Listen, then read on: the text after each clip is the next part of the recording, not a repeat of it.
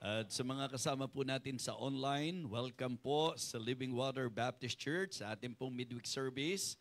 And we are very happy sapagkat meron po tayong mga kasama po ngayon. Ano po? And we would like to welcome yung pong friend po ni Sister Sophia. So si Gian Paulo, welcome sa gathering natin ngayon. Ayan, si Gian. Thank you so much sa pagdalo at I hope na mabless ka ngayong gabi. At nagpapasalamat tayo sa Panginoon sapagkat alam natin na ang pinaka-intention natin is to just preach the Word of God. Amen? So, sa mga birthday celebrants natin, happy birthday sa inyong lahat. At para po sa inyong kaalaman, birthday po ni Pastor Darwin Bautista po ngayon, ang ating mission pastor sa Batangas. At this coming Friday, as I understand, tama ba? Si Pastor Jason naman, birthday niya. Okay, so alam niyo po, may blessing po si Pastor Jason. Yung kanyang hearing aid, ano po? Kasi sa ministry, napakalaking bagay na may accomplish po yung kanyang hearing aid. And I'm very happy to hear that there are some na talagang very willing na tulungan po siya.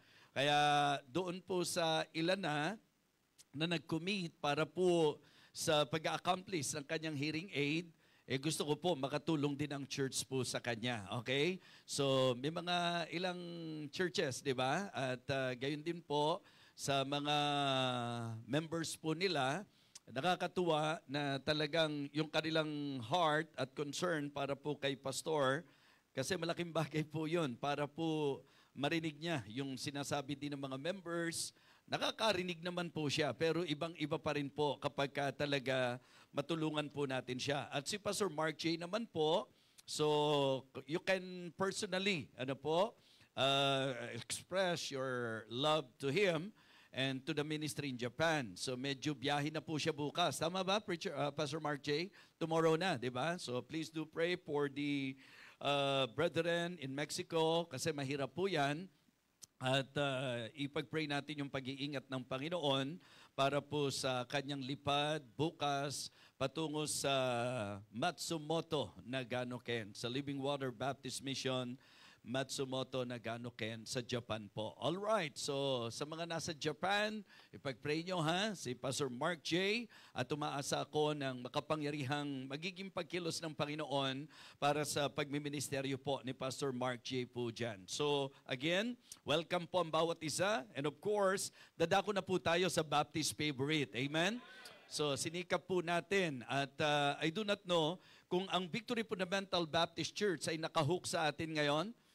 Pastor Norman.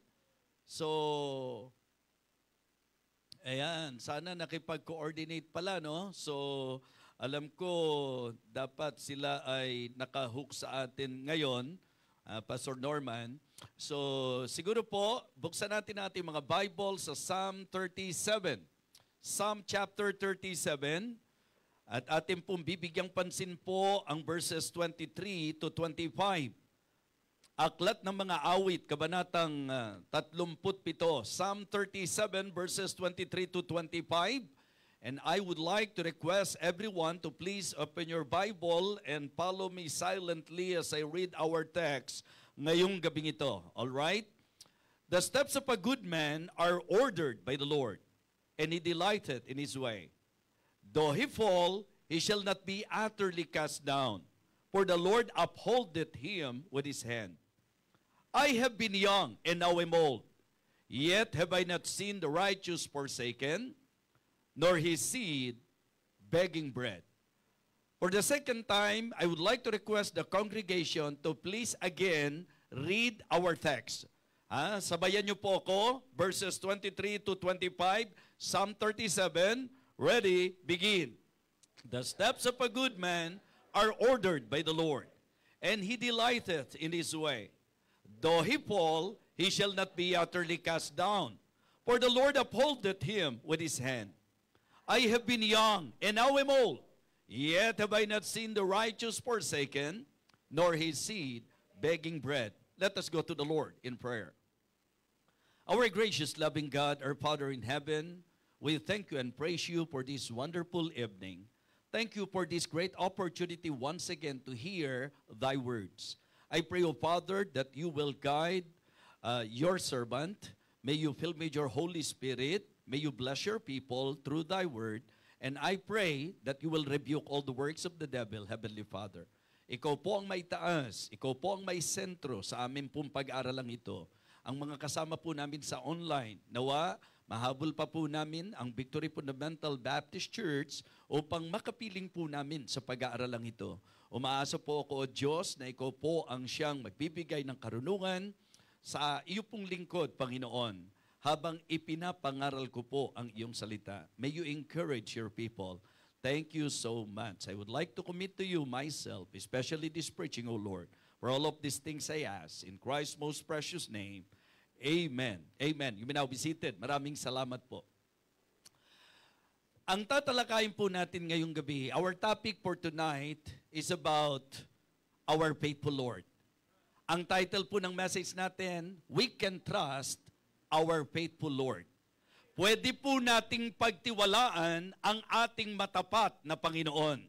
Do you really believe that our God is faithful? Yes, sapagkat sa Bible po, mga kapatid, napakaraming pagkakataon na binigyan ng emphasis ang katapatan ng Diyos. God is ever faithful. He is always true to His words. Siya po ay tumutupad sa kanyang mga pangako. Ang ating pong teksto ay isa sa masasabi nating record sa Word of God na nagpapatunay ng katapatan ng ating Panginoon. Ang sabi po ng verse number 23, the steps of a good man are ordered by the Lord. We can trust His path. Atin po pwedeng pagtiwalaan ang kanyang daan, ang kanyang plano sa ating pong mga buhay. Yes, you can trust the path of the Lord. Kumbaga, yun ang dapat tinutuklas natin. Ano po ba yung kalooban niya? Ano po ba ang masasabi po nating plano ng Diyos sa ating mga buhay? Yan po ang dapat concentration po natin. Yan po ang dapat maging eagerness natin to find out and discover the plan of God in our lives and to make sure that every time na tayo po'y magpapasya at lalakad, tayo po ay lalakad ayon sa kung ano ang gabay ng ating Panginoon. Kaya nga ang sabi po ni King Solomon sa Proverbs chapter 3 verses 5 and 6, trust in the Lord with all thine heart and lean not unto thine own understanding. In all thy ways, ang sabi po, acknowledge Him and He shall direct thy path. Itutuwid ng Diyos ang ating lakad. Kaya nga, nung tayo po'y likhain ng Diyos, siya po'y may magandang plano para sa bawat isa sa atin. Kung ang ating pong mga magulang ay lumihis doon sa plano ng Diyos, matuto po tayo mga kapatid, na sa buhay po natin to make sure na mapapaayos po tayo, doon tayo sa daan na nais ng Panginoon para sa atin. Doon tayo mag-stick sa plano ng Diyos para sa bawat isa sa atin. So ang verse number 23 is about God's path. We can trust the path of the Lord in our lives. In verse number 24, we can trust His preservation. Diba? Ang Diyos po ang may kakayahan na mag-preserve sa bawat isa sa atin. Because in reality, being human, we have the tendency na bumagsak, lumihis, magkamali, magkasala. Ang kagandahan po sa Panginoon, nandiriyan po siya upang tayo po'y itayo kapag tayo po'y nabubuwal. Ang ibig ko pong sabihin, may Diyos na nakakaunawa sa bawat isa sa atin. You know, pagka ang pinag-usapan tao, sometimes easily i-judge ka ng tao. Diba? Napakadali po na ang tao ay magbigay ng kondemnasyon. It is very easy for a person to judge the other person. Ibig sabihin po, to judge the other people. And you know, sa Diyos natin, sa totoo lang, hindi lang man po niya inihatag ang ating daan, kundi siya rin po ang mga sa panahon na tayo po'y nalilihis, nakakalimot, bumabagsak, nahihirapan, siya yung nakaalalay sa atin. Mga kapatid, pwede natin pagtiwalaan not just His path, mga kapatid, but also His preservation. Ang sabi po sa verse number 24, Okay? Though he fall, he shall not be utterly cast down, for the Lord upholdeth him with his hand. Kaya nga, ang magandang illustration dyan, kasi iniisip ng iba, pagka nagkakamali, Christian ka na. Ha? Kala ko ba, Christian ka na? Sometimes, ganun po yung attitude at ang way of thinking ng mga tao, na para bang pag Christian ka, hindi ka na nagkakamali. Tatandaan nyo po, ang Kristiyano, pinatawad. Pero hindi pa tayo perpekto. Amen? Christians are not perfect, we're just forgiven. And that is the reason why it is still possible for us to commit sin. Posible pa rin na tayo po ay mag-fail. But listen, the good thing about the faithful Lord, siya po ang nagpe-preserve sa bawat isa sa atin. Siya po ang pwede natin panghawakan. Hindi lang protection, kundi preservation. Na tayo po sa buhay natin makapagpatuloy, mga kapatid. So sa verse number 23, ang emphasis is about the path of the Lord. We can trust the given path of God. We can trust the preservation of God. And also, His provision. Diba? Sa verse number 23, ang sabi, the steps of a good man are ordered by the Lord, and he delighteth in his ways. Sa verse number 24, though he fall, he shall not be utterly cast down, for the Lord upholdeth him with his hand. And you know, in verse number 25, ito po ang nagpapatibay ng faithfulness ng Panginoon. Ang sabi po ng psalmist, I have been young, and now am old. Yet have I not seen the righteous forsaken, nor his seed begging bread. Mga kapatid, mga minamahal, I want you to know that our God is the greatest provider. He can provide our needs. We can rely on Him. We can trust Him. Kung meron po tayong mga pangangailangan, ang Diyos ang po pwede nating lapitan. I would just like to establish to every one of you tonight about our message that we can trust our faithful Lord. Amen? Sometimes, ang dali nating magtiwala sa tao. At gaano na karaming pagkakataon na tayo po'y sinaktan ng tao. Gaano na pong karaming pagkakataon sa ating buhay na tayo po'y napaniwala, na tayo po'y naniwala, na tayo po'y umasa, pero ano po ang ginawa ng tao? Sinaktan po tayo. Hindi po pwedeng panghawakan ang tao, ang matamis na salita ng tao. The only reliable is our God. Amen? God is the only one na po pwede natin talagang completely panghawakan. Why? Because God is faithful. Napakatapat ng Panginoon. Kung ikaw ay merong battle sa buhay mo, what I mean to say, kung may mga laban ka sa buhay, mahina tayo eh. Bilang tao, mahina tayo. But praise God, ang Diyos natin malakas. Kaya sa anumang pakikipagbaka natin, sa anumang laban natin sa buhay, ang po pwede nating gawin ay ang panghawakan na matapat ang Diyos, na wala tayong laban na hindi natin makakayanan. Na wala tayong laban na hindi tayo kayang tulungan ng Panginoon. I am very sure that God is with us. He will fight for us. Kaya nga ang sabi po niya sa kanyang bayan, remember, nung pong ang mga Israelites ay inaatake ng mga Ehipsyo, nung mga kalaban, ang sabi po ni Moses, ang Diyos ang makikipaglaban sa atin. Diba? The Lord shall fight for you. You shall hold your peace. The good thing about the promise of God, kung ikaw ay anak niya, kahit anong laban mo sa buhay, pwede kang mapayapa, pwede kang mapanatag. Bakit? Sapagkat merong matapat na Diyos na pwede mong panghawakan na siya ang makikipaglaban para sa iyo. And you know what? Pag ang Diyos ang pangahawakan mo, ang sabi po ni Apostle Paul in Romans chapter 8 and verse number 37, nay, in all these things, we are more than conquerors through Him that love us. Kaya anuman po ang laban natin sa buhay, maaaring yan po'y laban sa karamdaman na meron ka, maaaring ito po'y laban sa emosyonal na atake ng kaaway sa iyo, maaaring mental attack yan, o kahit anong atake ng kalaban, ang po pwede mo lang gawin ay ang iyong unawain ang katotohanan na may matapat na Diyos na kaya ka pang ipaglaban at kaya kang bigyan ng tagumpay sa anumang laban sa buhay.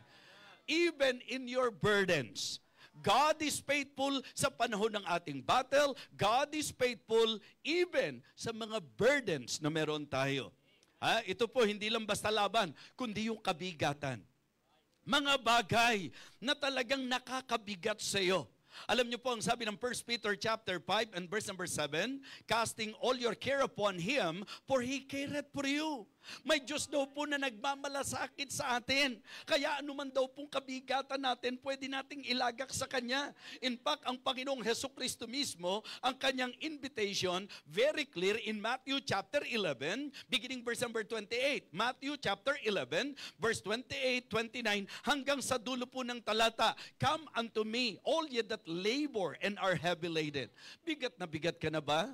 Hirap na hirap ka na ba sa sitwasyon mo ngayon? Pagod ka na ba? Dumarating ka na ba doon sa time na ang pakiramdam mo, hindi mo na kaya? Ito na po ang panahon at pagkakataon for you to consider the invitation of our Lord Jesus Christ. And His invitation is so clear, come unto me all ye that labor and are heavy laden, and I will give you rest. Ang sabi niya, take my yoke upon you and learn of me. For I am meek and lowly in heart, and you shall find rest unto your souls. Para sa ikapapanatag ng isip mo, para sa ikagagaang ng dibdib mo, panghawakan natin ng matapat na Panginoon na pwede mong paglagakan ng lahat ng kaguluhan at kabigatan sa buhay mo. Philippians chapter 4, sulat po ni Apostol Pablo. The Apostle Paul said in verses 6 and 7 of Philippians chapter 4, ang sabi po niya, mga kapatid, be careful for nothing, but in everything by prayer and supplication with thanksgiving. Ano ang pagkakahayag ni Apostle Pablo? Let your requests be made known unto God. Bigat na bigat ka na, hingahan mo ang Diyos. Hindi mo na kaya, umamig ka na sa Kanya. Lumapit ka na sa Kanya. Siya ang nagmamalasakit sa atin. Alisin natin ang lahat ng kabalisahan sapagkat may Diyos na pwede tayong lapitan. At ang sabi po ng verse number 7, and the peace of God, which passeth all understanding, shall keep your hearts and minds through Christ Jesus. Amen po ba? Mga kapatid, kung ang pag-uusapan battle, magandang makita natin, our God is faithful. Kung ang pag-uusapan burden, magandang maunawaan natin, our God is faithful. At kung ang pag-uusapan natin blessing, huwag kung kanino ka umasa ng blessing. Because the only source of true blessing is God, our Lord. And He is more than willing to bless you. He is more than willing to bless us. We just need to trust Him. Have faith in God. Amen? We can trust the faithful Lord, our faithful Lord. Yes, yung lahat ng pwede po nating hilingin sa buhay na ito, ayon sa kalooban niya, ipinangako niya sa kanyang katapatan na ibibigay niya sa atin. Kaya nga, ang pinaka masasabi po nating emphasis ng message na ito, we can trust our faithful Lord, mga kapatid, because He owns everything. Di ba? Paano mo hindi pangahawakan yan? Siya ang may-ari ng lahat ng bagay. Ang Diyos ang nagmamay-ari ng lahat ng bagay, mga kapatid. Siya po ang nag-create ng mundong ito at lahat ng probisyon nung siya po ay lumikha, mga kapatid. Provided na po lahat yan. Diba? Tingnan niyo po ang sabi ng Psalm chapter 24. Psalm chapter 24. Pansinin niyo po. Kasi gustong-gusto ko po yung sinabi ng teksto natin, particularly in verse number 25, di po ba? Psalm 37:25, I have been young and now am old, yet have I not seen the righteous forsaken, nor his seed begging bread. It means to say that the psalmist is emphasizing the faithfulness of the Lord, na napakatapat ng Panginoon mula pagkabata niya. Ang na-witness po niya, mga kapatid, sa katotohanan ng buhay, may Diyos na hindi nagpapabaya, may Diyos na hindi nagkukulang, may Diyos na laging nandiriyan. Amen? And in Psalm 24, verse number 1, ang sabi po, mga kapatid, sa aklat ng mga awit 24 at talatang 1, the earth is the Lord's and the fullness thereof. Okay? The world and they that dwell therein. Ang sabi po, the earth is the Lord's. Pag-aari ng Diyos ang lahat ng bagay. So we can trust our faithful Lord because He owns everything. Meaning to say, He is rich. Ang Diyos natin ang tunay na mayaman. Amen? I remember King David when he acknowledged the ownership of God sa lahat ng bagay. Okay? 1 Chronicles chapter 29. in 1 Chronicles chapter 29, beginning verse number 9, makikita nyo po dito that when David desired to build an house for God, or build the house of God, ang makikita nyo po dito mga kapatid, yung idea na nung hindi siya pinayagan, ang ginawa niya, ini-offer niya yung mga bagay na po pwede po niyang i-offer. And the good thing about David is his attitude. How he acknowledged that God owns everything. Ang Diyos ang may-ari ng lahat ng bagay. Tingnan niyo po ang sabi ng verse number 9. 1 Chronicles chapter 29, beginning verse number 9. Then the people rejoiced for that they offered willingly, because with perfect heart they offered willingly unto the Lord, and David the king also rejoiced with great joy. Verse number 10. Tuloy-tuloy lang po tayo mga kapatid. Verse number 10. Wherefore David blessed the Lord before all the congregation. And David said, Blessed be thou, Lord God of Israel, our Father forever and ever. Thine, O Lord, is the greatness and the power and the glory and the victory and the majesty. For all that is in the heaven and in the earth is thine. Thine is the kingdom, O Lord, and thou art exalted as head above all. Hindi ba malinaw po yung acknowledgement ni King David about the ownership of God? Ang problema, kung dahil mayaman ka, iniisip mo, ikaw ang may-ari ng lahat ng bagay. Yung bang iisipin natin na dahil mayaman tayo, tatandaan nyo po, may hangganan po tayo, may limitasyon po tayo. And the only reason why we are enjoying things in this life, it is because of the fact that the owner, the Lord, entrusted that to us. Siya po yung pinanggalingan ng lahat ng meron tayo. Kaya ang isang magandang ugali po ng tao, lalo na kung sinasabi mong Christian ka, ang magandang ugali po ng Kristiyano ay ang laging kilalanin na sa Diyos nang gagaling ang lahat ng bagay.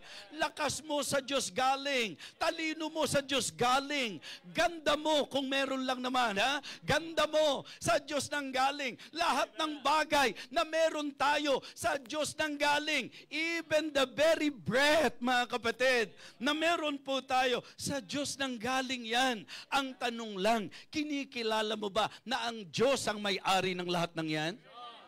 Kaya yun ang sinasabi ni David. Diba? Tingnan niyo po ang sabi ng verse number 12 ng 1 Chronicles chapter 29. It is good for you to somehow follow sa ating pong tinatalakay.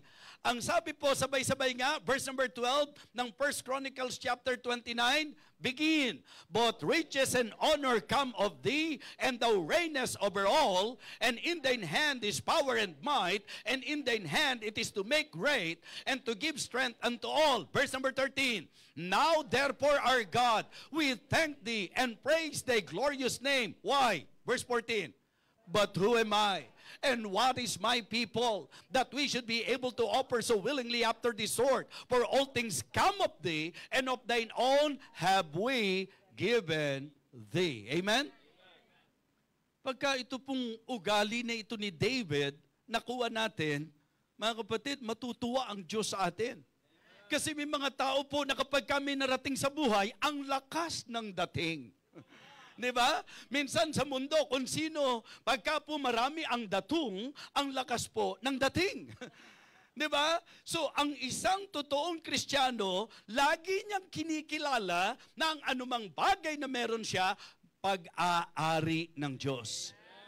Katiwala lang po tayo ng Panginoon. Ngayon, why we are emphasizing in this message the ownership of God, that God owns everything. Because it is good na pagtiwalaan natin yung meron pong masasabi nating maipapangahas. Amen?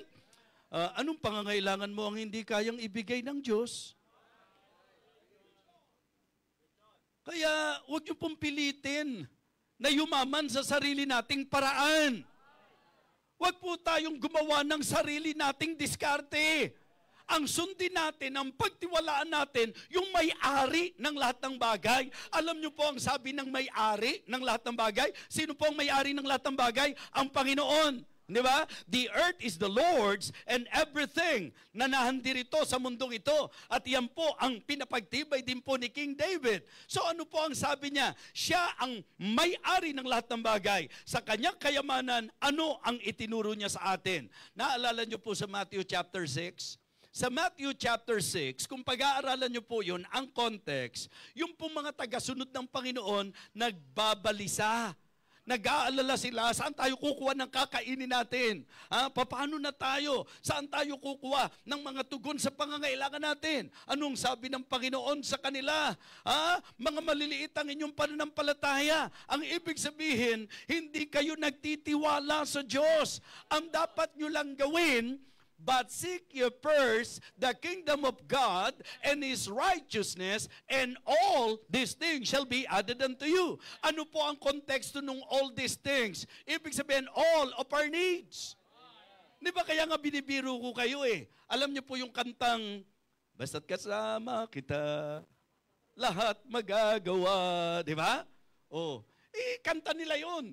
Yung mundong yun, ang totoo niyan, pag yung kanta na yun, sa Diyos mo pinatungkol, tamang-tama yun.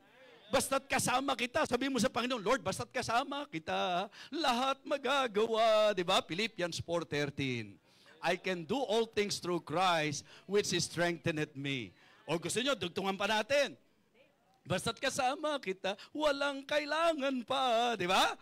Psalm 23, verse number 1. The Lord is my shepherd, I shall not want. Amen? Kaya ang magiging takbo ng isip mo, lahat ay maiaalay sa'yo. Di ba? Psalm 116, verse number 12. What shall I render unto the Lord for all His benefits toward me? Baka naman i-special number nyo yan, ha? At saka kung special number nyo yan, wag ganito pagkakakanta, ha? Nagpilit lang po ako para ma-point out ko lang po yung message. Minsan sa taon natin pinatutungkol yan. Pagkasama mo siya, lahat magagawa. Hindi totoo yan. Pagkakasama mo siya, wala nang kailangan pa. Hindi totoo yan. Pero pag sa Diyos mo pinatungkol yan, totoong totoo yan. Kasi pag ang Diyos ang kasama mo, yung hindi kaya, makakaya mo. Pag ang Diyos ang kasama mo, yung kakulangan mo, kayang sapatan ng Panginoon. Pag ang Diyos ang kasama mo, wala kang hindi maiaalay sa Kanya. Mga kapatid, yun po ang tunay na mensahe na nais ko pong i-point out sa inyo. Sabi ng Panginoon, sino sa inyo ang pagka nababalisa, nagdagdag ng isang siko man lang ng kanyang buhay? Ibig sabihin, nadudugtungan ba ang buhay mo? Umiiksi pa nga ang buhay mo pagka ikaw ay laging balisa eh. Di ba? Alam niyo po yun, yung stress. Di ba? Yung pong worries. Yan po, mga kapatid, ang ating pong dapat na matutunan. Sabi ng Panginoon, huwag kang maproblema kung ano kakainin mo, kung ano iinumin mo, kung ano daramtin mo. Kasi ganyan na nga yung mga hindi kumikilala sa Diyos. Kumikilala ka sa Panginoon. Ito lang ang gagawin mo. Datapwat hanapin mo muna ang kanyang kaharian at ang kanyang katwiran at lahat ng mga bagay ay idaragdag niya sa inyo. Amen? Matthew 6:34. Therefore, take no thought for tomorrow shall take thought for the things of itself. Sufficient unto the day is the evil thereof. Amen? Nung bang nag-worry ka doon sa kakainin mo bukas, nagkaroon ka ba ng kakainin dahil nabalisa ka?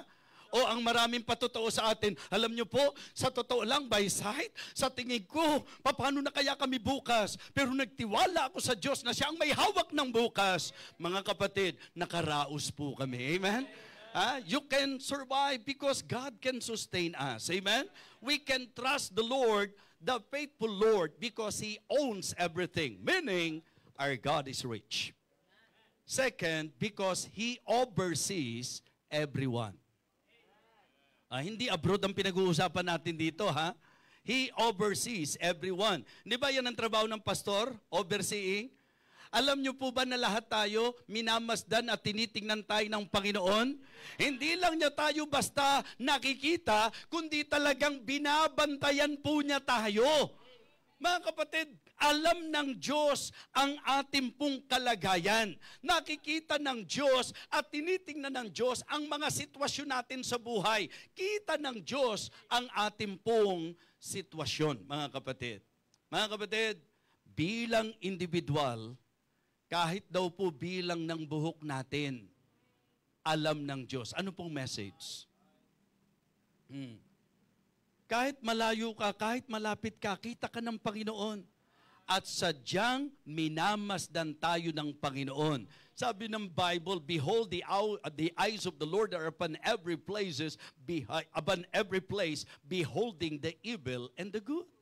Diba? Yung mata raw ng Diyos, nasa lahat ng dako, tinitingnan niya yung masama at mabuti.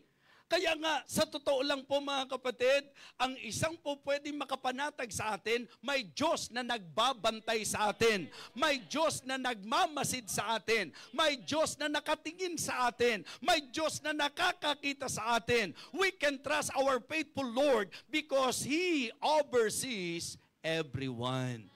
Ang kagandahan po sa Diyos, hindi siya nalilimitahan. Kahit nasa abroad ka, kahit nandito ka, kahit nasaan lugar ka, siya na Diyos, kita niya ang kalagayan nating lahat at minamasdan niya ang kalagayan nating lahat. Kaya lang po, maganda dahil tinitingnan tayo ng Diyos, sana pagka nakita ka ng Panginoon, ang nakikita niya sa puso mo ay ang pagtitiwala sa Kanya. Wag na wag po natin pagdududahan ng Diyos. Mga kapatid, eto minsan ang masakit sa bahagi ng Diyos. Ano po? May mga tao na kung saan pinagtitiwalaan mo, samantalang limitado sila. Tapos ang Diyos natin walang limitasyon. Dahil po tinitingnan tayong lahat ng Diyos, mga kapatid, alam ng Diyos ang kalagayan ng bawat isa sa atin. Meaning to say, po pwede po nating bigyang pansin that our God is rich, our God is righteous, and our God is reasonable. Diba? Hindi siya basta nagja-judge, mga kapatid, kundi dumidepende siya sa kung ano ang nakikita niya sa atin. Kung nakikita niya na nagtatapat ka, ano ang sabi ng Bible? A faithful man shall abound with blessing. Kaya pag nakikita ng Panginoon ang katapatan mo bilang matuwid na Diyos, dahil tinitingnan niya ang bawat isa sa atin, nakita niya, itong taong ito, kahit na ang hirap ng kalagayan, nagpapatuloy pa rin. Hindi sumusuko, hindi nag-give up, hindi nagne-negative, hindi po kine-curse ang pangalan ng Panginoon. At alam niyo po, habang tinitingnan ng Diyos ang katapatan mo, ang Diyos na matuwid ang nagpapala sa iyo. Amen? Yes, He oversees everyone. Yan po ang katotohanan tungkol sa ating Diyos. Po pwede mo siyang panghawakan, po pwede mo siyang pagtiwalaan sapagkat tinitingnan niya, kilala niya at nakikita niya ang bawat isa. He owns everything, God is rich. He oversees everyone, He is righteous and reasonable. Mga kapatid, ikatlo, He operates in every situation. Diba? We can trust our faithful Lord because He operates in every situation. Ibig sabihin po, nung ipino-point out po nung psalmist, the steps of a good man are ordered by the Lord. Kasi ito po ang heavy drama sa buhay. Bakit pinayagan ng Diyos na maranasan ko ito? Diba? And sometimes, umaakto tayo na parang hindi natin deserve. Ha? Hindi ko deserve itong problemang ito. Hindi ko deserve itong sitwasyong ito. Mga kapatid, ang isang bagay na titiyakin mo lang, nasa kalooban ka ng Diyos. Pag nasa kalooban ka ng Diyos, siya po ang merong operation. At ang sabi po, all things work together for good to them that love God, to them who are the called according to His purpose. Lahat ng sitwasyon sa buhay, alam ng Diyos yan. At ang Diyos, kung meron man siyang pinapayagan, na maranasan po natin sa buhay natin sapagkat may gustong i-accomplish ang Panginoon sa atin. Di ba? Alam niyo po yun? Meron tayong tinatawag na processing. Minsan, pinoproseso tayo ng Panginoon to become a better Christian, to become a better person. Pag hindi po inalaw ng Diyos na dumaan tayo doon sa mga iba't ibang sitwasyon sa buhay, mga kapatid, hindi tayo mamomold. Ha? So, we need to trust His processing, mga kapatid. He operates in every situation. Ganon din po yung kanyang polishing. Diba? God is just polishing us. Kasi sabi nga po ni Job, pagka tayo nasubok, tayo ay kikinang ng higit pa kaysa sa ginto. Alam natin na minsan, yun po ang dapat nakikita ng tao na ang magiging katibayan kung tunay o hindi tunay sa processing, makikita nyo po, pag totoong ginto, lalong kumikinang habang idinadaan mo sa apoy. Diba? And the same thing is true sa buhay po natin. Yung mga pagsubok na dinadaanan natin, pagka ang attitude natin tama, ano ba ang manifestation ng tamang attitude?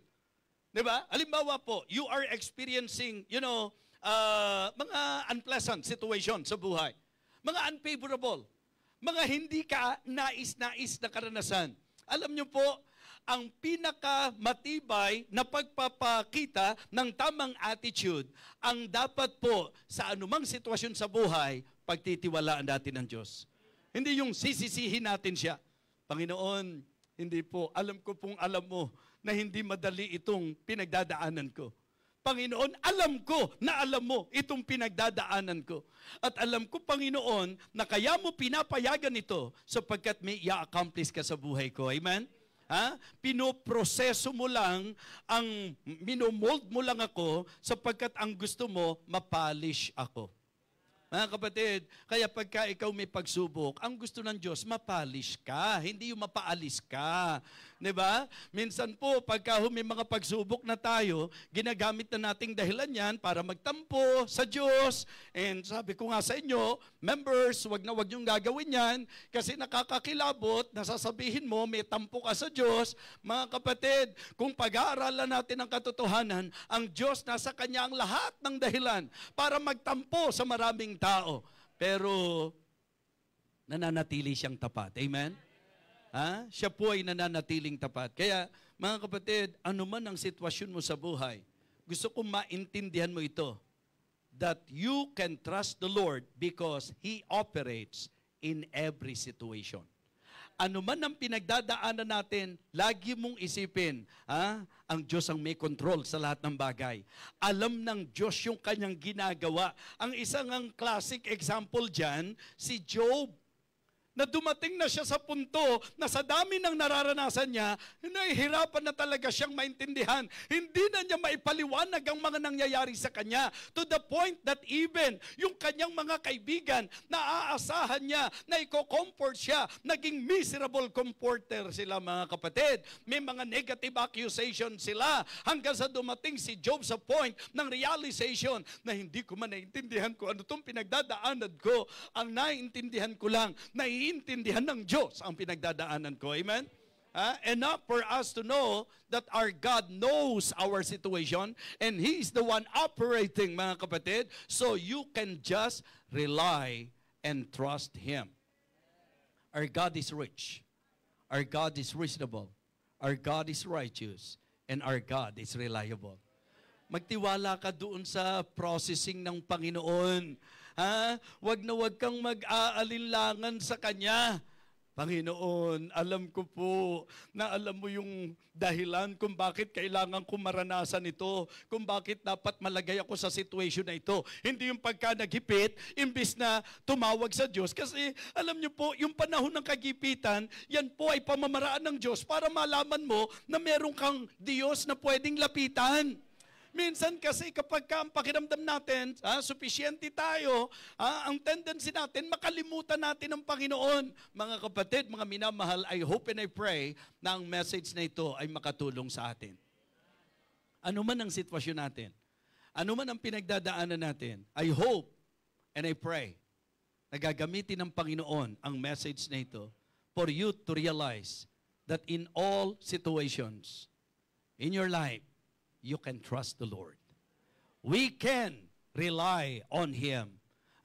Ikaw, ano man ang sitwasyon mo, sabihin mo sa Panginoon, Lord, thank you for talking to me tonight. Thank you for this very, very important reminder because there are times in my life na medyo nakakalimot na ako to the point na nagiging negatibo na ako sa buhay. But praise God because in this message, na-realize ko na wala akong dahilan at wala akong karapatan na pagtampuhan ang Diyos na dapat lamang pagtiwalaan ko siya sa lahat ng operasyon niya sa aking buhay.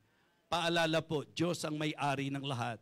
Diyos ang nakatingin sa bawat isa sa atin at Diyos ang nag-ooperate sa buhay natin. Ang pagpalag natin sa Diyos, ang paglihis natin sa Diyos, ang sisira sa buhay natin. Pero ang pagpapasakop natin sa Kanya, ang magpapatunay that our God really is a reliable God. Amen? He is faithful. He is ever faithful.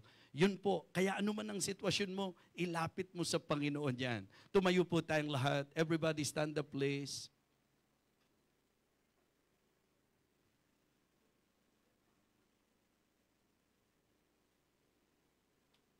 Meditation time. It is always good to have some reflections. Every time na naipapangaral po ang salita ng Diyos, maganda po na tayo'y nagkakaroon ng pagbubulay-bulay.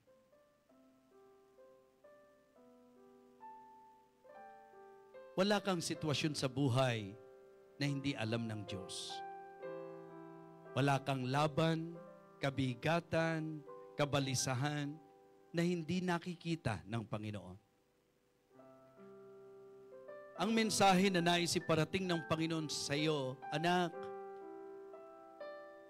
you can trust me. Pwede mong ipagkatiwala sa akin ang laban mo sa buhay. Pwede mong ilagak sa akin ang lahat ng iyong kabalisahan. Manampalataya ka lang. Pagtiwala ka lang na alam ko ang ginagawa ko sa buhay mo. At alam ko ang direksyon para sa iyo. Ang kadalasang problema, kapag tayo po ay nagpipilit sa Diyos ng ating kagustuhan at humahakbang tayo sa ating sariling daan. It is good to always consider the plan of God in our lives. Ang sabi ng teksto natin, the steps of a good man are ordered by the Lord, and He delighted in His ways. Though he fall, he shall not be utterly cast down, for the Lord upholdeth him with His hand. At napakagandang paalala, ang patotoo ng psalmist, I have been young, and now am old, yet have I not seen the righteous forsaken, nor his seed begging bread. Hinding-hindi ka kukulangin kapag ka ang Diyos ang iyong pinanghawakan, sapagkat ang Diyos ang kasapatan sa panahon ng kakulangan. Ang Diyos ang kalakasan sa panahon po ng kahinaan. Ang Diyos ang kapanatagan sa panahon ng kabalisahan. Ang Diyos at Diyos ang lagi natin pwedeng panghawakan. Whatever situation meron ka sa buhay mo, the best thing that you can do is to trust the Lord completely. Kayo ng Diyos ang nagkakaalam ngayong gabi. Maybe as you listen to the message, the Holy Spirit is convicting you. Maybe God is meeting your need tonight. Maring kinakatagpo ng Diyos ang pangangailangan mo. Nabibigatan po ako. I need God in my life. I realize that I need to trust Him sa mga sitwasyon ko sa buhay. Why not humble yourself before the Lord tonight and pray to God and tell God, Lord, I need you. I always need you, Panginoon. Please help me. Please help me. Ihinga natin sa Diyos. Ilagak natin sa Diyos. Nakikinig siya sa atin. Anuman ang sitwasyon natin sa buhay, kaibigan, kapatid, ito ang magandang pagkakataon sa mga kasama po natin sa online. Ang salita ng Diyos, ang kapangyarihan nito ay hindi nalilimitahan. Kung ikaw ay kinausap ng Panginoon, it is always good to respond to the message of God. Because I know na kaya po ito ang ipinangaral sapagkat alam ng Diyos na ito po ay ating kailangan. Sige po, anuman po ang nais nyo pong ilagak, ilapit sa Diyos, pagod ka na, ang isip mo, ang bigat na ng dibdib mo sa lahat ng posibleng alalahanin sa buhay mo, ito'y magandang panawagan na dapat mong tugunin. Lapit tayo sa Panginoon, siya po ang ating magiging kapanatagan. Sige po. You pray to God tonight. Dakilang Ama, Diyos naming makapangyarihan sa lahat. Thank you for talking to us tonight. Thank you for this message. This is a great reminder, oh God. Thank you even for rebuking me through this message, oh Lord. I realize that I need to trust you, to always trust you, Heavenly Father. So thank you so much. Thank you so much. Inilalaga ko po sa iyo ang aking kabalisahan. Inilalaga ko po sa iyo ang lahat ng aking kabigatan. At sa iyo ko po pinagkakatiwala ang laban ko sa buhay. Maybe ito po ay laban sa physical na atake ni Satan. Maybe mental attack, emotional attack, spiritual attack. Ano man po ito, Lord, ikaw po ang kalasag ko, kalakasan ko. Ikaw ang aking pong nais panghawakan. At salamat din po sapagkat na-realize ko na sa lahat ng sitwasyon ko sa buhay, ang kailangan ko lamang panghawakan ka sa iyong palatuntunan. Panghawakan ka sa iyong pong plano, sa iyong pong daan para sa akin. Thank you so much, Heavenly Father. Igawad mo po ang iyong basbas at ang iyong pagpapala sa bawat isa. Nawa nakasumpong ng kagaangan ang bawat may kabigatan. Nawa dakilang Diyos na sagot ang katanungan sa aming puso at isipan. Thank you so much, Heavenly Father. We praise you, Lord. We thank you for everything. We honor you, O God. Bless your people, O Lord, I pray. In Christ's most precious name. Amen. Amen. Praise the Lord. Go back to your seat. Balik na po tayo sa ating pong mga upuan.